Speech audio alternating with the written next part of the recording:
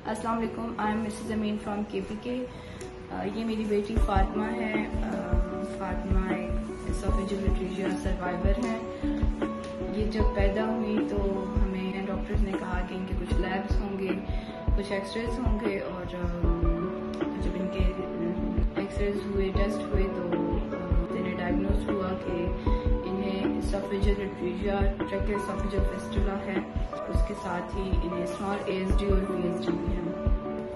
Oesophageal लिट्रेजिया congenital birth defect है जिसमें babies की एसोफेगस जो होता है, फूड पाइप, वो कम्प्लीटली डेवलप्ड नहीं होता, और जो डिस्टल पार्ट होता है इनके फूड पाइप का, तो वो एयरवेज के साथ एबनॉर्मली कनेक्ट होता है, जिसकी वजह से बच्चे कुछ खा नहीं सकते, कुछ सॉलो नहीं कर सकते हैं, और इनको ब्रीदिंग डिफिकल्टी होती है। डॉक्टर्स ने हमें बताया इसके डायग्नोसिस, तो हम काफ़ी शॉक्ड हुए, क्योंकि हमें जितने अल्ट्रासाउंड थे तो उनमें डॉक्टर्स ने कोई ऐसा कुछ नहीं बताया था कि बेबी को कुछ प्रॉब्लम है।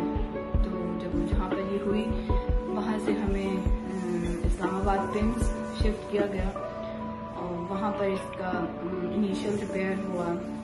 घर आने के बाद ये नोट कर रहे थे कि फातिमा की ब्रीदिंग जो है तो वो काफ़ी नॉइजी है, इनके चेस्ट से काफ़ी आवाज़ आती थी, और इनको सलाइवा बहुत ज़्यादा आता था, बबल्स आते थे इनके माउथ में होते थे, तो वो भी एक थोड़ा अजीब सा था। और उसके बाद फिर जब ये फीड्स ले रही थी तो हाफ फीड्स ये पी लेती थी और हाफ फीड्स ये वॉमिट कर देती थी। तो मंथली इसका हम वेट करवाते थे, तो वो वेट बढ़ रहा था, तो हमें कोई इतना इशू नहीं लग रहा था। तो जब ये 6 मंथ्स की हुई तो हमने सॉलिड्स स्टार्ट किए। सेमी सॉलिड्स जो हैं तो टॉलरेट नहीं कर रही थी, नहीं गुजार सक रही थी।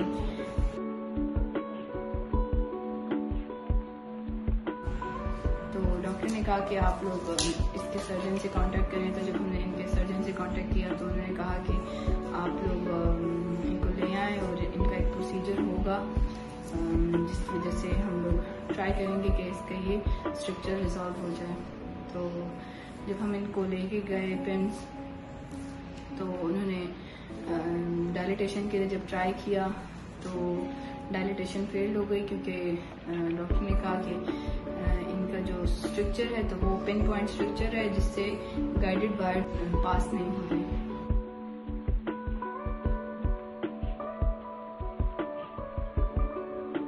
जब हम फातिमा को लेके गए सेकंड टाइम, तो सेकंड टाइम भी सेम ही रिजल्ट आया कि स्ट्रक्चर पिन पॉइंट है।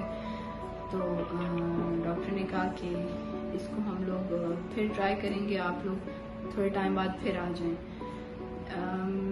इसी टाइम के दौरान इसको काफ़ी स्टकीज एपिसोड्स हो रही थी। ये छोटी थी, ये कुछ अगर मुंह में डाल देती थी, हमारे बहुत ही ख्याल रखने के बावजूद तो वो चीज़ इसकी स्टक हो जाती थी, और उसके बाद जो है तो ये कुछ ओरली टॉलरेट नहीं कर सकती थी, और ये वॉमिट्स इसकी स्टार्ट हो जाती थी, और वो एपिसोड 4 दिन तक होती थी कि ये वॉमिट्स करती थी, और फिर ये IVs पर हो जाती थी। इसको फ्लूइड जितने वो IVs के थ्रू होते थे। फिर इसको थर्ड टाइम जब सर्जन ने बुलाया कि आप आ जाएं और ले आए, तो फिर जब हम गए तो सेम रिजल्ट था। डॉक्टर ने कहा कि इसका अगर वेट बढ़ रहा है और ये थ्राइव कर रही है तो आप इसका भी कंटिन्यू रखें, और इसकी हम लोग फर्दर ट्रीटमेंट का जो प्लान है तो वो हम करेंगे।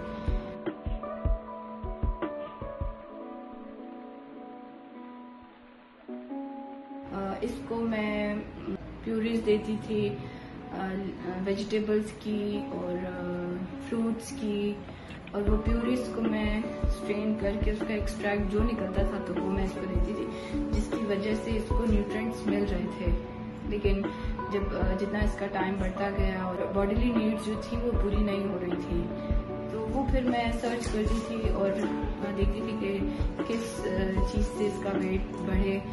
तो फिर मैं इसको मिल्क शेक्स देती थी, जिसमें मैं प्रोटीन पाउडर्स देती थी, ऐसी चीज़ें जो लिक्विड फॉर्म में थी जो कि ये गुजार सकती थी, तो वो चीज़ें मैं देती थी इसको। जिसकी वजह से इसका वेट मेंटेन था, कम नहीं हो रहा था और बढ़ रहा था। हमें फिर किसी ने बताया, लाहौर के एक डॉक्टर हैं तो उनका बताया, तो हम वहाँ गए। उन्होंने चेकअप किया, बात की कि इसको डायलिटेशन से रिजॉल्व हो जाएगा। तो हमें एक डेट दी, हम उस डेट पर फिर गए पेशावर से लाहौर। तो जब सेकेंड टाइम हम जब गए तो उन्होंने हमें कहा कि नहीं, ये इंस्ट्रूमेंट तो मेरे पास नहीं है और ये आपको गवर्नमेंट हॉस्पिटल में मिलेंगे, आप वहाँ पर करवा लें। तो वहाँ से भी हम डिसअपॉइंट हो गए क्योंकि हम उन्हीं डॉक्टर से करवाना चाह रहे थे और उन्होंने हमें गवर्नमेंट हॉस्पिटल रेफर कर दिया था। अगेन इस्लामाबाद में एक सीनियर डॉक्टर हैं, प्रोफेसर हैं, उनका किसी ने बताया कि वो बहुत ही एक्सपीरियंस्ड हैं और ऐसे कॉम्प्लिकेटेड केसेस जो हैं तो उन्हीं के पास होते हैं, तो आप वहाँ चले जाएं। जब हम वहाँ गए, उनसे हमारी डिस्कशन हुई तो उन्होंने बताया कि ये केस लाइफ थ्रेटनिंग है और इसकी जो सर्जरी है तो वो काफ़ी मतलब डेंजरस होती है और उसमें बच्चा मर भी सकता है।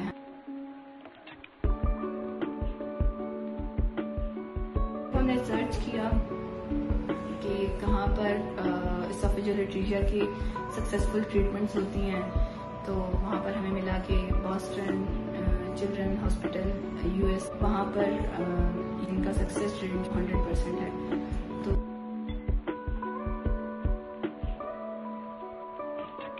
हमने फिर इसकी एक कैंपेन स्टार्ट की और उसी दौरान हमें एक यूके के ऑर्गेनाइजेशन से कांटेक्ट हुआ, तो उन्होंने हमें डॉक्टर अली रजा ब्रोही का बताया।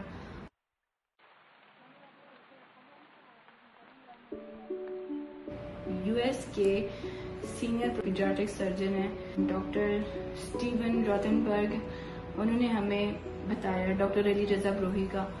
तो फिर जब मैंने सर्च किया काम की, मैंने सर्जरीज देखी तो मुझे थोड़ी होप मिली। मैंने उनसे फिर कांटेक्ट किया, तो जब कांटेक्ट के बाद उन्होंने बहुत हमें होप दी। उन्होंने हमें कहा कि ये इशू रिजॉल्वेबल है और ये बच्ची जो है तो एक नॉर्मल लाइफ गुजार सकेंगी। तो हमें काफ़ी होप मिली। नवाबशाह जब हम गए, वहाँ पर फातिमा की सर्जरी फाइनलाइज हुई। 22 सितंबर को फातिमा की सक्सेसफुल रिसेक्शन सर्जरी हुई और अब आज फातिमा सब कुछ खा सकती है जो कि एक 6 साल का बच्चा खा सकता है। मैं डॉक्टर अली रजा ब्रोही का कॉर्डियली थैंक्स कहना चाहती हूँ कि उन्होंने जिस तरह हमारे साथ कोऑपरेट किया और फातिमा की केस को इतनी सिंसेरिटी के साथ डील किया, जिसकी वजह से आज फातिमा एक हेल्दी लाइफ गुजार रही है।